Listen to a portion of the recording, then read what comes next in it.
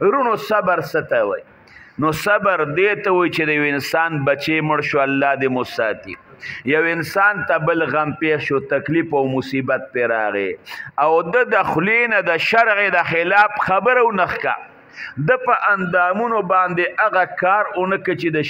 د شریعت خلاف دی، دې ته ویل کېږي صبر. او کنه تکلیف ورته ورسید او د ګیلې او شکوې پیدا کړې چې پروردګاره به زه دې لیدم، یا په اندامونو باندې خلاف د شرع کار یې شروع کړ، د سر نه ویښتو باسي، د ځان نه ګیره شوکوي، د ځان نه جامې شلوي، مخونه وی لکه د زنانه چې په مړو کې کوي، نو دا بیا صبر نه دی.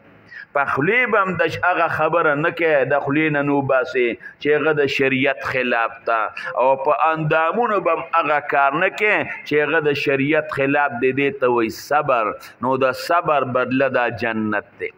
او